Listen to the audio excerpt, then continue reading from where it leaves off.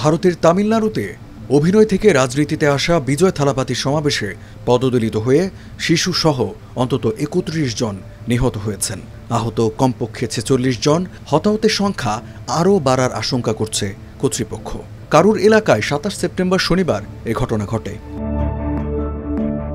জ্যেষ্ঠ পুলিশ কর্মকর্তা ডেভিডসন দেবাশ্রীথাম এই তথ্য নিশ্চিত করেছেন। তিনি বলেছেন, ইতোমধ্যে ৫ শতাধিক মানুষকে হাসপাতালে ভর্তি করা হয়েছে।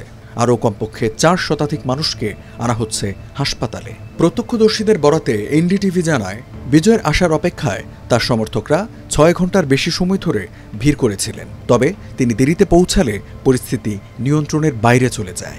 বিজয় মঞ্চে বক্তব্য রাখার সময় জনতার ভিড় ক্রমশ বাড়তে থাকে। অনেকে জ্ঞান হারাতে শুরু করলে হঠাৎ বক্তৃতা বন্ধ করে দেন বিজয়। ভিড়ে আটকে থাকা মানুষকে পানি দেওয়ার চেষ্টা করেন তিনি, কিন্তু ততক্ষণে হুড়হুড়িতে বহু মানুষ পদদলিত হন। এ সময় জনতার ভিড়ের কারণে ঘটনাস্থলে পৌঁছাতে হিমশিম খায় অ্যাম্বুলেন্সগুলো। পুলিশ জানায়, সভাস্থলে জড়ো হয়েছিলেন অন্তত ৩০,০০০ মানুষ।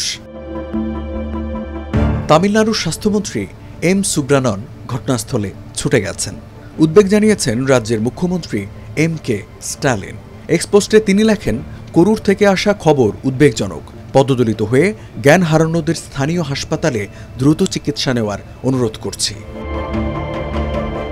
এ ঘটনায় রাজনৈতিক দল টিভিকে এর প্রধান বিজয়ের বিরুদ্ধে অবহেলার অভিযোগ তুলেছে তামিলনাড়ুর ক্ষমতাসীন দল ডিএমকে। বিজয়ের গ্রেপ্তার দাবি করেছে তারা। বিশ্লেষকরা বলছেন, এ ঘটনা বিজয়ের রাজনৈতিক ভবিষ্যৎকে ঠেলে দিয়েছে নতুন বিতর্কের মুখে।